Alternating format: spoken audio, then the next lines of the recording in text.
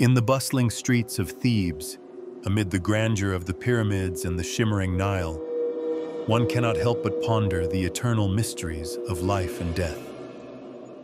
As a philosopher of the ancient world, I stand here, deeply moved by the very essence of our mortal existence, seeking understanding from the gods and from the wisdom passed down through the ages.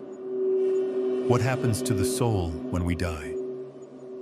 This is a question that has occupied the minds of many, and it is a question I now seek to unravel. In ancient Egypt, life and death were not seen as separate entities, but as part of a greater divine cycle. The Egyptians understood that death was merely a transition, a necessary passage from one realm to another. It was not an end, but a continuation, a journey to the afterlife that every soul would undertake. The path to that afterlife, however, was fraught with trials, challenges, and judgments. But what, dear reader, does this afterlife look like? And how does one navigate the uncertain waters that separate this world from the next? In ancient Egyptian belief, the body was not to be discarded or left behind upon death. No, the body was a vessel, an important part of the soul's journey.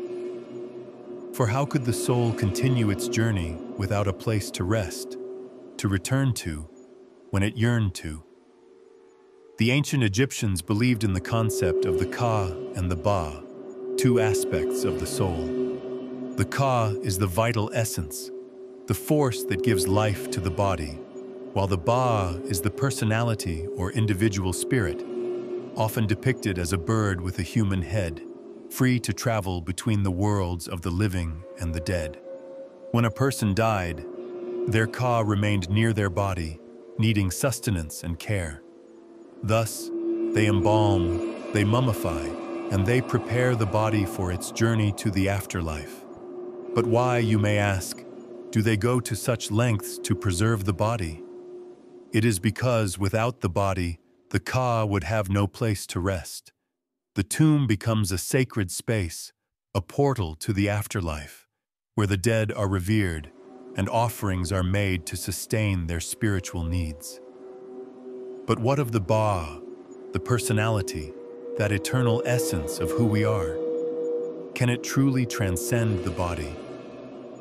As the soul begins its journey into the afterlife, it must pass through the Hall of Ma'at, where the great judgment takes place. This judgment is the most pivotal moment in the afterlife journey.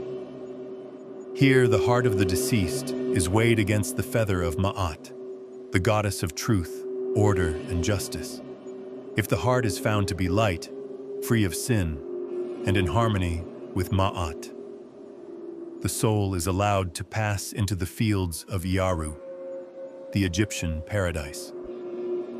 But if the heart is heavy with sin, if it is weighed down by falsehood, greed, or evil, it is devoured by Ammit, the terrifying beast with the head of a crocodile, the body of a lion, and the hindquarters of a hippopotamus. What does it mean for the heart to be light? It means living a life of virtue, of honesty, of adherence to Ma'at. The ancient Egyptians believed that the heart was the seat of the soul's morality and essence. The heart, not the mind, was the true judge of a person's actions in life. It was here that one's deeds, both good and bad, were stored, and here that they would be evaluated in the afterlife. Do we not, too, weigh our own hearts in life? Do we not feel in our innermost being the weight of our actions, our decisions, and our intentions? But I ask you, how many of us truly consider the balance of our hearts each day? Is it not more common to act impulsively, driven by desire or fear, without pausing to consider the consequences of our choices? Assuming the heart is deemed worthy and the soul passes the judgment, the deceased is allowed to enter the fields of Iaru. This place, akin to a heavenly garden, is the ultimate reward for a life lived in accordance with Ma'at. In the fields of Iaru, the soul experiences eternal peace, joy, and fulfillment. It is a place of endless harvests, where the soul continues to live in the company of the gods, working the land in a state of perfect harmony. But what of those who do not pass the judgment? What happens to them? Do they wander the desert, lost and broken? The Egyptians were not unkind in their belief. They did not see punishment as a finality, but as a means to purify the soul. Those who failed the judgment would face torment, but were not cast into eternal oblivion. Instead, they were given the chance to redeem themselves, to learn from their mistakes, and to return to the light of Ma'at. Perhaps this is something to consider, for we all have our failings, do we not? The gods played an essential role in the Egyptian afterlife.